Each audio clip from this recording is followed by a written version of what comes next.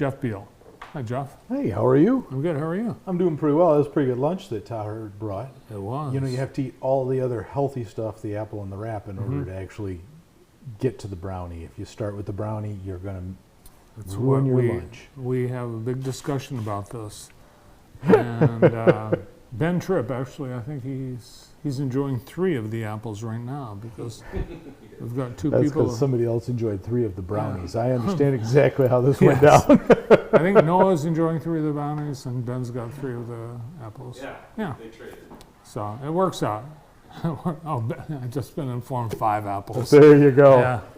So last Friday night, the Pink Viking, a little earlier this season, but what a great night for that. Beautiful weather and a nice turnout. You actually couldn't have asked for better weather. Truly, right now we're in this wonderful fall sports weather feeling, and you know, as the sun goes down, it gets really nice. But the Pink Viking event, you know, it's become a tradition at Jackson Public Schools.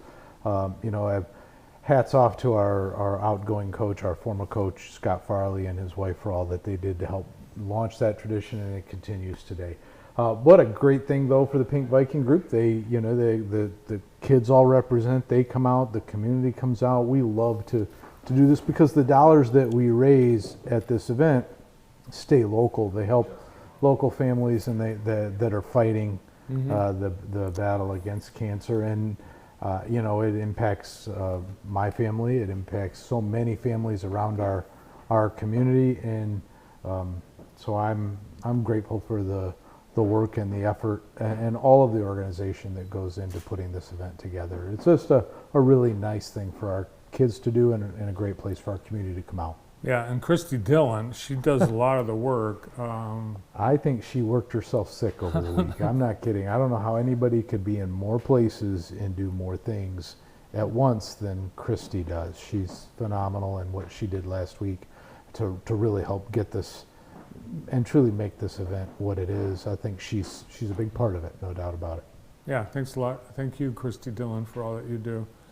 Now, the Vikings made it an even better night by winning over Tecumseh. That's not an easy feat either. 28-20, I think, was the final. And you know, Tecumseh always plays really tough, but this team is shown to be very resilient, very gritty. You know, they're 3-0. It certainly feels good to have a nice way to start the season. We'll see how we do this weekend on the road against Pinckney. So, but you know, it's been a fun fall sports season. So absolutely, kind of, we'll keep the ball rolling. Yeah. And, you know, we say it's a great day to be a Viking, and truly, you know, I was asked this morning, how we doing? How's everything going? You know, and the sun is up and it's shining, and I'm down at the field and kind of surveying what we got going on. I'm going, man, this is a great place. It's a great day to be a Viking, and that we live that. So it's a lot of fun to kind of experience what we got going on in Jackson right now. Yeah, it's a good rivalry too with Tecumseh in really all the sports, but Brandon's nephew, Connor Bullinger, scored a touchdown for the Indians. So I know exactly where we're coming next year. Is that what you're telling me? Yeah. All right. I like where you're at. So the other big football-related activity is homecoming. Yeah. October 4th, I think. Yep. So coming up, homecoming. There'll be the alumni basketball game. I think there's $2 to get into that.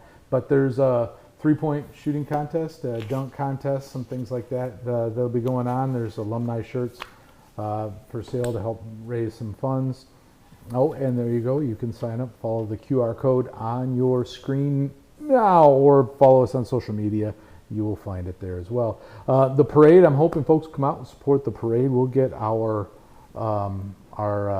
elementaries will be in the parade as usual. You will see a whole host of JPS, the band and so on, and lots of our clubs and sporting teams will be there. So it'll be a good time as we continue our fall traditions. And what a great night. I'm hoping you'll come. There'll be tailgating with food trucks in the parking lot. There'll be lots of things to do that night. It'll be a really great night at Withington Stadium and on Dungy Field.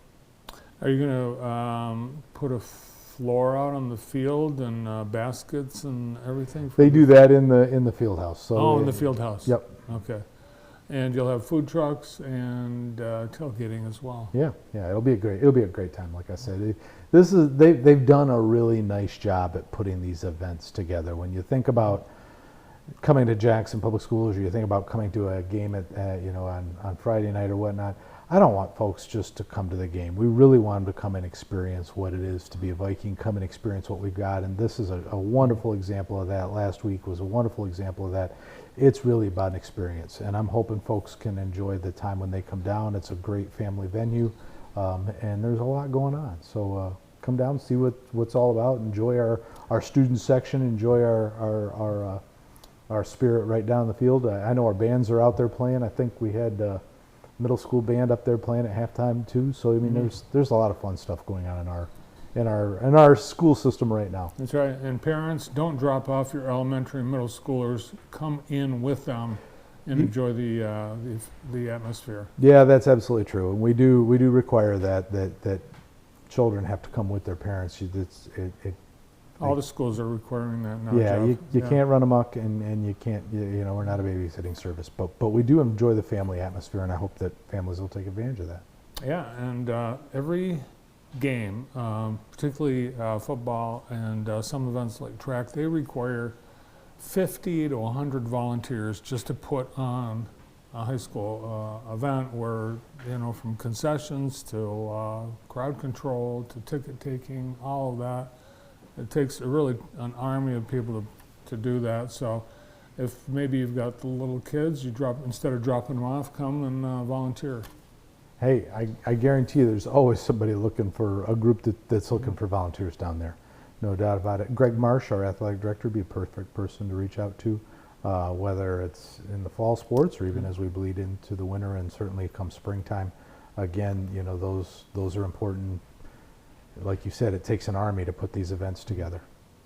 All right, we've got some people to honor today, including one of your school board members. Yeah, Shalana Hunt, vice president of our school board, was recognized by the Michigan Association of School Boards. She received a merit award and then an award for completing, and I don't want to get the number of credits wrong. It's like 24 credits beyond the level 1, so she received her level 2 acknowledgement. So it takes a lot of work. Folks don't realize, you see the school board, you think I'll be on the school board, and you'll show up once a month and you'll pass the bill, pay the bills and pass some policy, but the reality is there's a lot of classes, a lot of coursework, and my hat goes off to folks like Shalonda who has put in the time and energy and effort to really perfect her craft, to truly understand what goes into board governance and understand how to improve our schools and understand how to represent our district,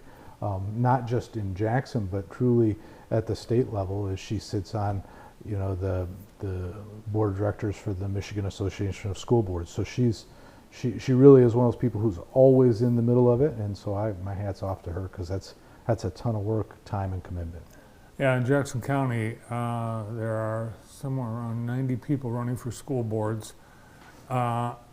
It's crazy. And it's great that there are a lot of people that want to do that, but as you said, it's a lot of work, and I would bet there's a handful of the people running that they don't know what they're in for. I think that's probably fair for almost everybody, and we have 3 seats open this term. So our 3 incumbents, I want to make certain I say thank you to Pam Fitzgerald, to Libby Brown, and to Angela Mitchell for their service. They're all stepping down at the conclusion of their term, and so we'll have 3 new board members, and there's I want to say 9, 10 candidates for school board, and so I'm hoping folks will be out there, do your due diligence, research the candidates, find the one that most gravitate to you. Try to be an informed voter.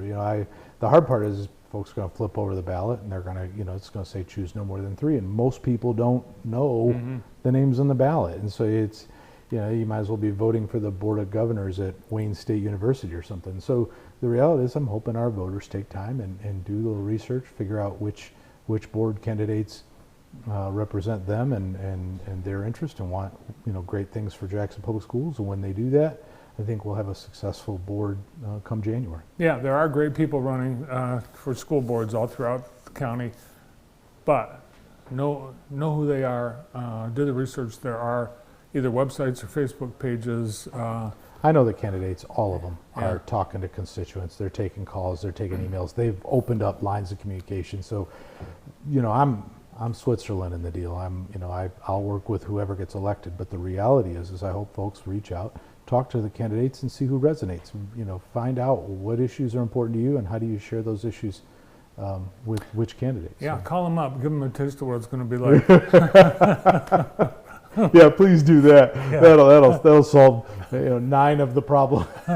you'll have one candidate left for 3 seats, is what you're saying. Yeah. No, actually, there are lots of board races around the state where you've got a high interest in participating in the Board of Education, and that's a good thing. It is. All right, in addition to honoring people, we honor a building today, your aquatic center. Yeah, I won a beautiful architectural award, so I'm thrilled for Jackson Public Schools. Our partnership with TMP continues. Obviously, we continue to work with them moving into the future. So we're excited about the work that they continue to do for us, and we're very obviously proud of the venue that we're able to provide for our students. It's a very beautiful architectural space, right? But the fact is that this is home for our kids, right? This is a classroom. This is where our kids participate. This is where our kids learn and grow and play, and we have an award-winning space for them to do that in. So that's just fun all by itself. So I celebrate the award, but I really, to be candid with you, I'm thrilled for our kids. I'm thrilled for our students and for our community who support it and get to use this. So wonderful. Yeah, it's a showplace. It was honored with outstanding design by the American School and University Educational Interiors Showcase. So if you haven't seen it in person, get to the next event and check it out.